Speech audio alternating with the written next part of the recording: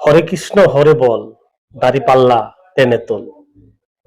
আজ আমি আসলে সেসব দিকে যাচ্ছি না, শুধু কয়েকটা টু দা পয়েন্টে কথা বলতে চাই।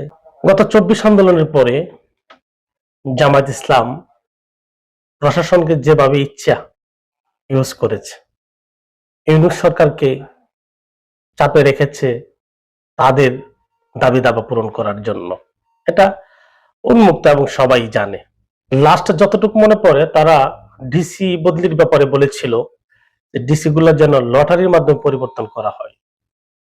ব্যাস, ইউনূস সরকারও লটারির মাধ্যমে ডিসি গুলাকে পরিবর্তন করলেন। পরিশেষে এখন আমরা দেখতে পাচ্ছি তারা সংবাদ সম্মেলন করে বলছে ডিসিরা নাকি সব একটা দলের হয়ে কাজ করছে। এটা বুঝতেই পাচ্ছেন কোন দলের কথা তারা বলতে চাচ্ছে।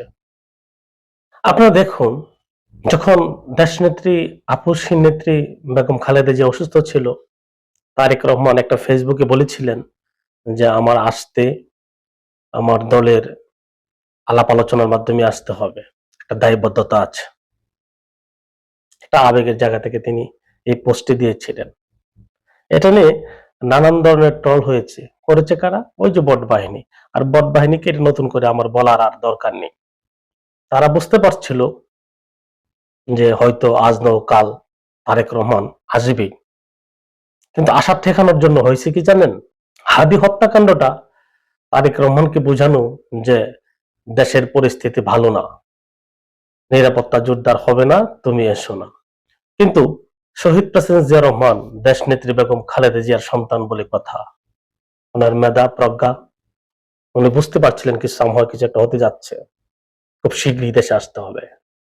তাই এই হত্যাকাণ্ডের পরেও যারা বোঝাতে চেয়েছেন দেশের পরিস্থিতি ভালো না, তারপরেও কিন্তু জনাব তারেক রহমান পরের দিনই বার্তা দিলেন আমি 25শে ডিসেম্বর আসছি।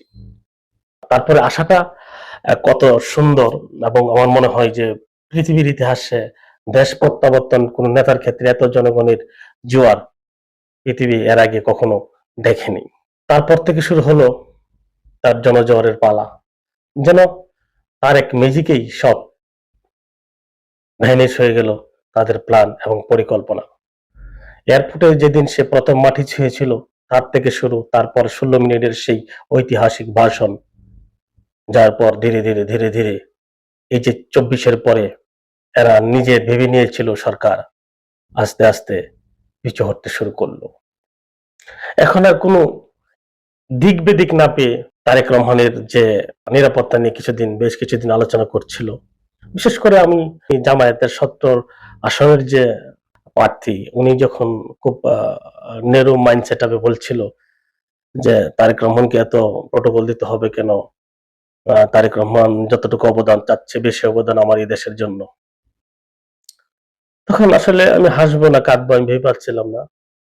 যাক, তারপরও আমি ভাষা হারাইছি মূলত তার এই কথা শুনে। কারণ তারেক রহমান কি এদেশের মানুষ জানে, দেশের মাটি জানে, শুধু সেই ভদ্রলোকটি জানে না। আমি আর দু একটা কথা না বললেই নয়, যেটা হচ্ছে যারা গত 17-18 বছর ছাত্রলীগের স্লোগানে মুখরিত ছিল, যারা স্লোগান দিত যে একটা একটা শিবির ধর, ধইরা ধইরা জব কর, তারাই আজ শিবিরের বড় বড় নেতা। আপনি তাদের প্রোফাইল যদি চেক করেন দেখবেন, ফেসবুক প্রোফাইল যদি ডিলিট না করে থাকে, আমার কাছে অনেক স্ক্রিনশট আছে। এগুলো সবাই আগে কোনো না কোনো ভাবে পারিবারিক ভাবে বাবা মার ক্ষেত্রে আত্মীয় স্বজন সবাই আওয়ামী লীগ পন্থী। এমনকি এই যে পাগলা হামজাটা, ওই মাওলানা, সেও বলছিল ওই পাগলা তারা খবর নিয়ে দেখ আমার 14 গোষ্ঠী আওয়ামী লীগ, আমার বাপ মা সহ সব, সে এখন জামাতের প্রার্থী। বিষয়টা এটা না, এটা তার ব্যক্তিগত বিষয়। আমার কথা হচ্ছে যে তারেক রহমানকে আল্লাহ কি দিয়ে বানাইছে, এত আলোচনা এত সমালোচনা, তারপরেও ভদ্রলোকটি কোনো দিকে কর্ণপাত কান না দিয়ে তার যে প্ল্যান, তার যে চিন্তা চেতনা, এগুলো নিয়ে উনি আগাচ্ছে। এমনকি বর্তমান যে পরিস্থিতি, তারেক রহমানের 1 সেকেন্ডের একটা উস্কানিমূলক বক্তব্য দেশের পরিস্থিতি ভিন্ন হতে পারে, এটা সবাই জানে। তারপরেও তিনি তিনার গতিতে আগাচ্ছেন। দেশে যেন আর নতুন করে কোনো অরাজকতা সৃষ্টি না হয়, সিস্টেম অনুযায়ী যেন ইলেকশনটা হয়। এই যে ইলেকশনটার ব্যাপারে ধরুন, এই যে ব্যালট পেপার নিয়ে বাংলাদেশে একটা প্রধান রাজনৈতিক দল তার মার্কাটা কোথায় দিল, এগুলো উদ্দেশ্য প্রণীত। তারপরে এগুলো নিয়ে কিন্তু তারেক রহমানের তেমন কোনো কথা নাই। হয়তো আমরা প্রবাস থেকে যদি প্রতিবাদ না হইতো তাহলে এটা আর কানেই যাইতো না। আবার দেখেন ব্যালট পেপার নিয়ে বাহারাইন কাতারে শত শত পোস্টাল ব্যালট পেপার ধরা খাইছে জামাত। এরা মূলত ইসলামের আড়ালে যে কতটুকু মানে কাজ করে, বেদুরমারা কিন্তু মুনাফিক না, তার বেদুর্মী, কিন্তু ধর্মর লেবাস রেখে নামাজ কালেমা পড়ে তারা এখন যে মুনাফিকে আচরণগুলো করে, এই যে হিন্দু লোকে পাত্তে দেওয়া, বিভিন্ন আত্মহংকারমূলক কথা বলা, চুরি চামারি কইরা পোস্টাল পেপার নেওয়া, এগুলা কোন ধরনের পলিটিক্স? যাই হোক, এগুলা জামাত যে ইসলামী দল না এটা সবাই জানে, নামে মাত্র ইসলাম। এরা চাপে পড়ে ইন্ডিয়ার সাথে দেখা করে পর্যন্ত আসে, এগুলো সবাই জানে। তারপরেও তারা এই যে বট বাহিনী শিবির দিয়া এরা বিভিন্ন ভাবে বোঝাতে চায় বিএনপি ইন্ডিয়ার দালাল। আসলে বাস্তবে কি তাই? যারা বিবিসির যে তারেক রহমানের ভাষণটা শুনেছেন, আমি মনে করি এত সুন্দর, এত ভাষা শৈলী দিয়ে একটা ভাষণ, এটা নির্ভুল একটা ভাষণ। হুম, এই ভাষণটা শোনার পরে কেউ কি বলবে তার কথার কত বিচক্ষণতা, তাই না? তারপরেও তারা বলে যাচ্ছে। মূলত তারা ভয় পাচ্ছে কাকে জানেন? মূলত তারা ভয় পাচ্ছে তারেক রহমানের এই নীরবতাকে। মূলত তারা ভয় পাচ্ছে তারেক রহমানের এই নীরবতাকে, ধৈর্যশীলতাকে, তার কৌশলকে, তার ব্যবহারকে, তার চিন্তা, চেতনা এবং কল্পনাকে।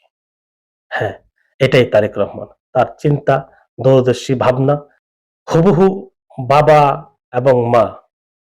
আমি মনে করি খুব শীঘ্রই তাদেরকেও ছাড়িয়ে এক অনন্য উচ্চতায় চলে যাবেন যখন সরকার পরিচালনা করার দায়িত্ব তার হাতে আসবে।